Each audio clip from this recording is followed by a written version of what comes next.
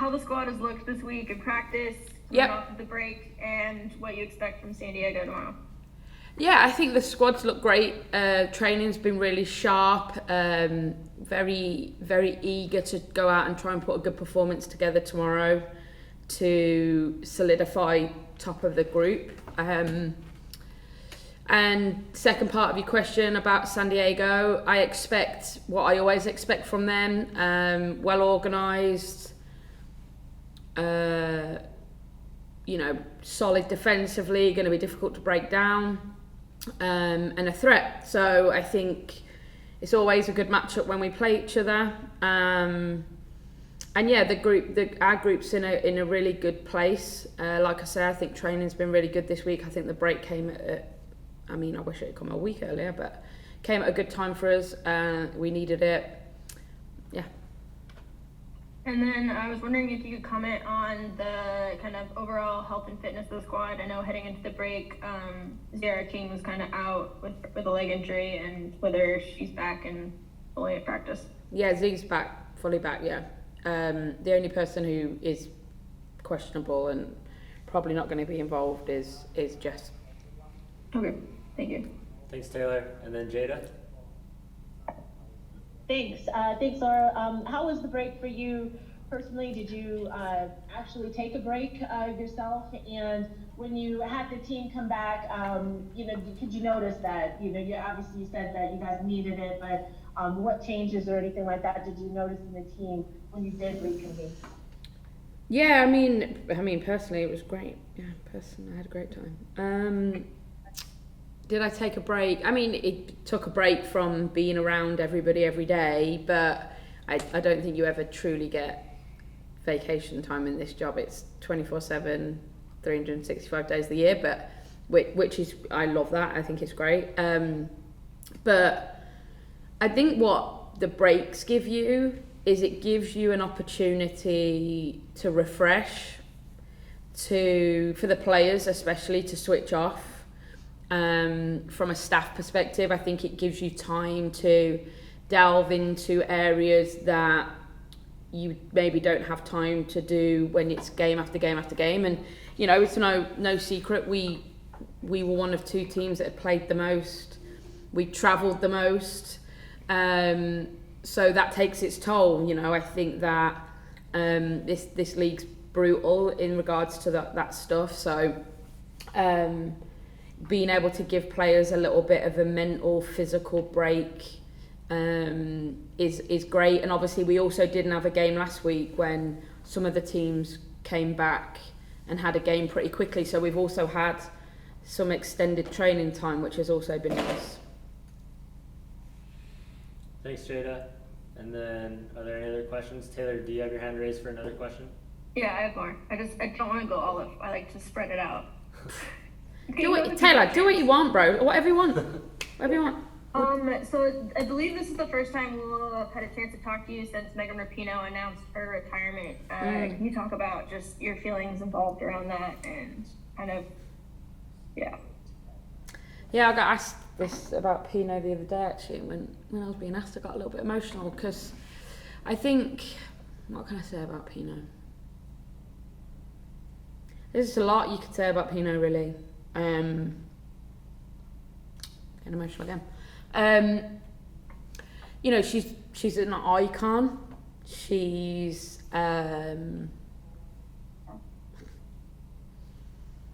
talented. She's committed. I think about this club. She's committed. Been committed to it for so long. She's hilarious. We miss her every day currently, and to think that we haven't got much longer with her around the locker room is sad, really. And yeah, the game will 100% miss her.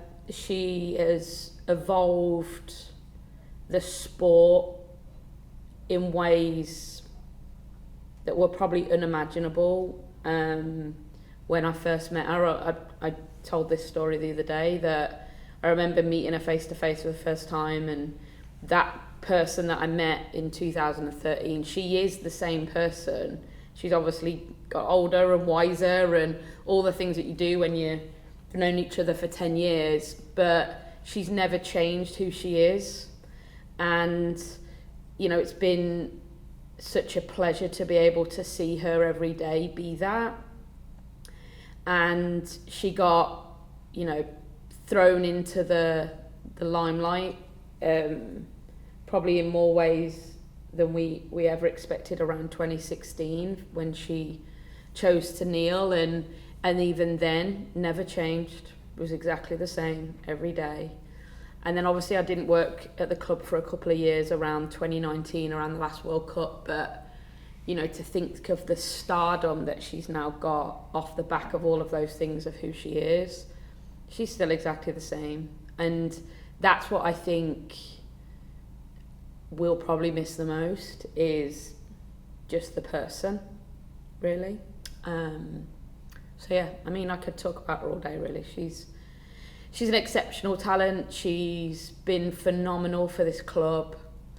She's obviously a all-American hero. And I truly hope, for multiple reasons, that she can get everything that she deserves. And sport often is cruel and doesn't give you that, but I truly hope that she can come away with a World Cup, a Shield and a Championship, because she deserves it. And then switching direction a little bit, the team announced that Veronica Latsko is going to be staying another year. Mm-hmm. Can you talk about how important it is to kind of lock her down for more time and the impact she has on the squad? Yeah, obviously really happy that we can keep her around. I think she's found a place that she's really happy at.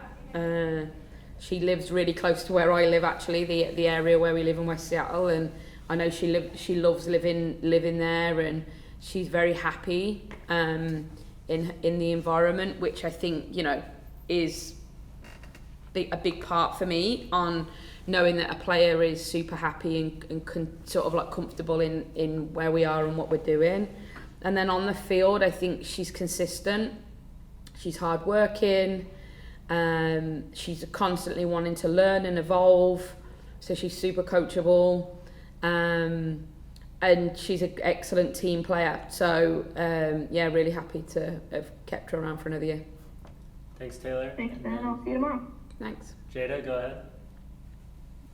Thanks. I wanted to ask about Rose and her availability to be able to play with the team, with the World Cup team. Was there was there an agreement or anything like that she would be able, or you would hold her out for rain games to be able to have her available for the World Cup, or as far as being able to, or seeing her play, is that, I don't know, ahead of time or expected from you?